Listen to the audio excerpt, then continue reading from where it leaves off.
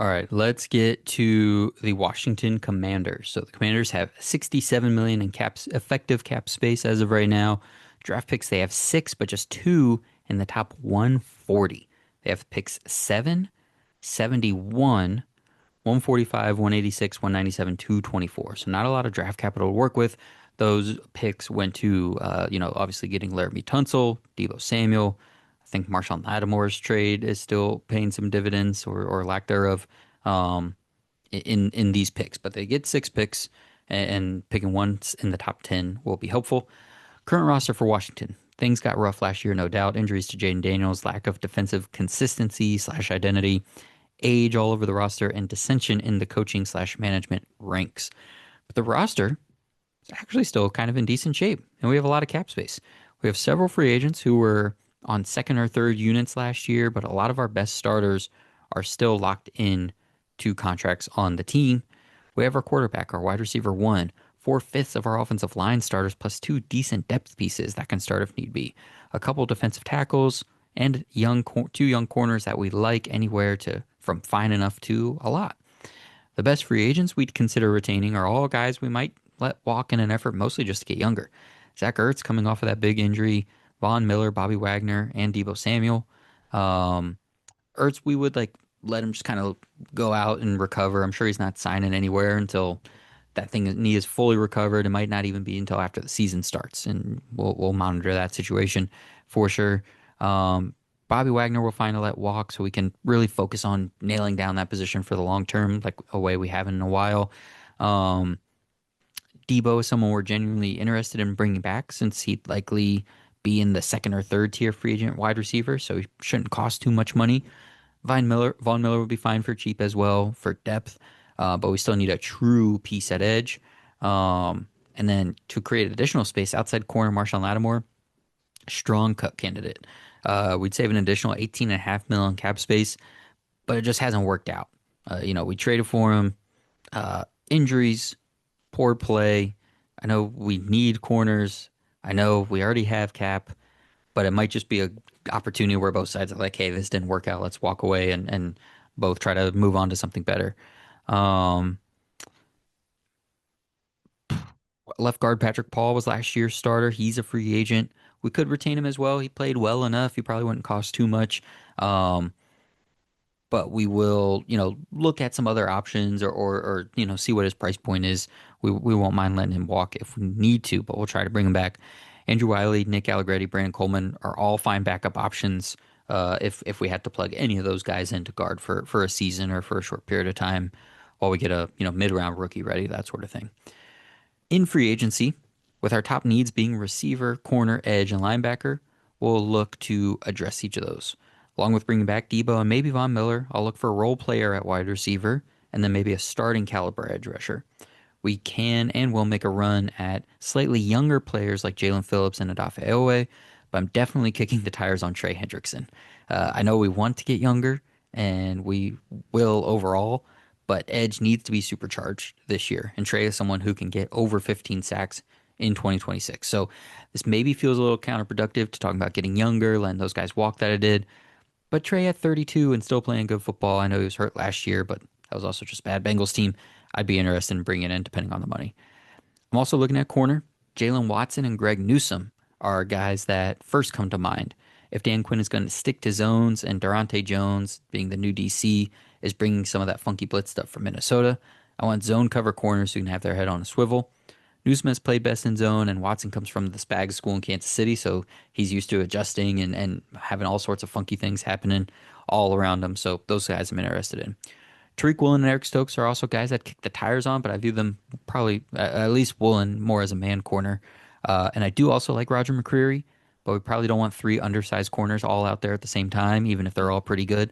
So Newsome and who's the other guy I said? And Jalen Watson are definitely our priorities. At linebacker, I have a lot of options, but again, I want to get younger. So that narrows my pool. There's a lot of veteran over 30 linebackers, but linebackers specifically, I want to be in the younger age group on. So Leo Chenal would be a really fun fit in a Minnesota style defense, even if he's a little redundant to a Frankie Louvu. I'm sure the Packers are going to pay Quay Walker, but I might be willing to jack up the price and make them pay a little bit more if it means a chance of getting him. Devin Lloyd, Nakobe Dean, they're also pedigree guys who got better over the years. Christian Harris also dealt with injuries in his time in Houston. He kind of fell out of that rotation with all those linebackers, but he's a guy I'm looking to take a swing on. My goal is to sign two of those guys and just see who kind of sticks and comes to camp, plays well, or emerges out of it. In the draft, with the seventh pick, I'm taking the best defensive player available, preferably one of the edge rushers. Vel Reese, I should say, Ruben Bain, Sonny Styles, David Bailey, Caleb Downs. It's tough to have as few picks as we do where we have them, but that pick in particular is in a good spot for us this year to get one of those guys. At 71, I'm looking at receiver. With all that attention I've paid to the defense so far through this process, I needed another swing at a young guy to catch the ball. Pick your poison in that range. And you can tell me who your flavor is here. Maybe one ring down from the names we talked about with the Chargers: Jeremy Bernard, Antonio Williams, Jacoby Lane, Elijah Surratt, whoever. Then in my 4-day 3 picks, I'm looking for one young offensive lineman. Then back to the defensive well for depth.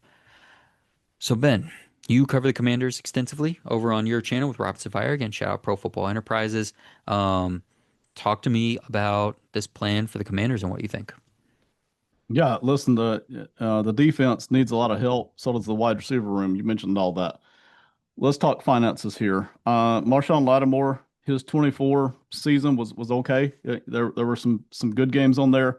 His real struggles were that there were two games against very talented, bigger receivers that he struggled against, but the 24 season was okay. The 25 season was bad, and that was before the injury. The 25 season was really, really, really bad play by him. There's no other way to describe it.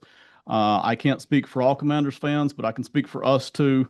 It is time for Lattimore to go. And I don't care if we trade him or not. It is time to go. I mean, we don't even want him on the roster anymore at all, not at a reduced rate, no rate, gone. Nope. I mean, Mhm. $18 million. It was really bad in 25. And now we also have the injury. Nothing against him personally, but just on field and business, we're done, man. And that's just that's based on him being a huge. He was supposed to be one of the leaders of the 25 defense. And instead, he was one of the reasons that it was so horribly, atrociously, abominably bad, and including about a 4 or 5 week stretch there where they almost literally hindered nothing from a defensive standpoint. You know, you had the Lions and the Cowboys that just absolutely roasted them for, to the tune of 40 points. I mean, it was really bad. Another guy there is Deron Payne, who really needs to go. He's got like a $27 million cap hit. We can let him go and save about, I don't know, 16, $17 million right off the top, just straight up cut. Deron Payne is usually good for about 3.5 to 4 sacks, a season. And for defensive tackle, that's not bad, but it's not good either. He had 2 games at the start of the year where he played out of his mind. I mean, he was fantastic. We were like, wow, this guy is coming and he is ready. And then it all just disappeared, and it wasn't there. And we got a whole lot more of the Deron Payne we were used to. Basically, Deron Payne has had one tremendous season in his career, and the rest have all been very pedestrian. And, really, I don't see where he's worth $12 million, much less the 27 that they are slated to pay him. So, there's a guy there. I don't know if we could trade him for a seventh round pick, but I doubt it, honestly. That's just the way that's going to work. So as bad as the defense is, those two guys were supposed to be leaders and they weren't. I mean, they just did not get the job done. It's time to move on from those two guys. That will help us also get younger and it will free up what is that 16 and probably 17. That's a good $33 million in cap space that you can then, which by the way, free agency isn't what it was 10 years ago. We know that. You're not looking at difference makers. You are looking at guys who maybe they're plus side guys. Most of them. Most of them are actually solid starters or hey, this is a really good rotational guy is what you're getting in free agency. You have a handful plus side and difference making kind of guys, it is small. So it's not like you're going to get drastically better in free agency necessarily, but at least you can get rid of a couple of expensive and vastly underperforming guys. So, those are two things that would certainly help everything you're talking about right there. So if we, because Deron Payne, if you do that, now we have a whole defensive tackle as well. that we need to work because they have here are the three of their six listed defensive tackles on our lads are all free agents as well, and none of those guys are coming in and saving the day. One, so Johnny Newton is still there. Javon Kinlaw was a starter this year. Um, if we did that, we open up all this extra cap space. How do we edit this plan a little? Because I hear you, I totally hear. I think that makes sense. Similar for reasons of moving on from Lattimore. Do we then shift the plan from okay, try to spread it around a little bit in free agency to let's spend big on multiple edge rushers and in the draft instead of looking at one of those edge rushers primarily at seven. And obviously, like this always sounds easy, right? Trade back a couple spots and take Peter Woods, or even just take Peter Woods at seven, right? Do you draft a young defensive tackle that I didn't mention in the draft plan and spend money because the defensive tackle free agent class is not great. It's like nice role players. So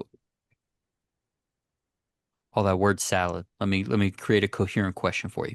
Would you rather move on from Payne and sign like a nice mid-tier defensive tackle just to kind of fill the spot and then still draft a high upside edge rusher at seven? Like let's say you can get Ruben Bain. You get Ruben Bain at seven and you get I mean I can't even say like John Franklin Myers in good faith. I would need like a small step down from that. Let me try to pick one for you. Uh Doing this on the fly, doing this on the fly. Do do do do do do do. Let's say Greg Gaines, just because I've always liked him. I don't even know if he's good anymore. Greg Gaines. You just get like a name. You just get a dude at defensive tackle. Just a player, person, gray face, whatever. But he can start and he's not going to be a sieve. Would you rather do that and Ruben Bain at seven, or would you rather spend huge on two edge rushers in free agency and take Peter Woods at seven? I'd rather do either of those plans than to keep Deron Payne. I can't stress enough. Aside from the first two games, and I think there was a third game this year where Payne had a good half, and then there's another season out of Payne's entire career. That's the scope at which he has been, let's say, Pro Bowl level. That's Mhm, it. All the rest of the time, it's either average replacement level or it's rotation level. So we are not really creating a hole at defensive tackle any more than production level. So yeah, give me a $6 million defensive tackle in free agency. We are not hurting, and we've also got all this additional cap space to play. So that's the first thing. Get rid of Payne at that ridiculous, insane, garbage price tag. I mean, there's just no way. But to answer your more pointed question, yeah, the mood of the fan base, and I think of Dan Quinn, is they are desperate for an edge rusher, and that would be Bain or Bailey at seven. Absolutely. And then it's a good draft for defensive tackles, especially if you just get a run stopper. There's several guys there. So if the Commanders wanted to trade up into, somewhere around the 50 range, they could get a good run stopping defensive tackle to go along with, whatever $6 or $8 million defensive tackle that we pick up in free agency. But that's just got to happen, man. There's no sense we explored this in depth twice on the show. There is no sense to be had of having Deron Payne at $27 million. He mhm, he hasn't even played up to half of that amount, mhm. honestly. All right, so move on from Bane. I would jack up the price on all those edge rushers if I'm Washington at this point. I mean, I would start at Jalen Phillips and Trey Hendrickson, like the top guys, and I would offer them annoyingly large amounts of money and just make everybody mad, including probably even Washington fans, to the point that they're like, we didn't want an edge rusher this bad. Like that's a lot. That's quarterback money that we're handing. I would do that, and then I would try to trade back a few spots. If somebody wanted to come up to seven to get, let's say, one of those receivers before Kansas City nabbed them at nine, or one of those edge rushers. They want to get one of those tier one edge rushers, and I could get Peter Woods in like the middle of the first round, sort of thing, and maybe pick up a another third or fourth round pick to try and bridge that gap of from 71 to whatever I said, that was 71 to 145. If I could bridge that gap somewhere, and get it like that's where I could get another run of the mill defensive tackle if I really wanted to expand on the depth. Um, yeah, that makes a lot of sense for Washington.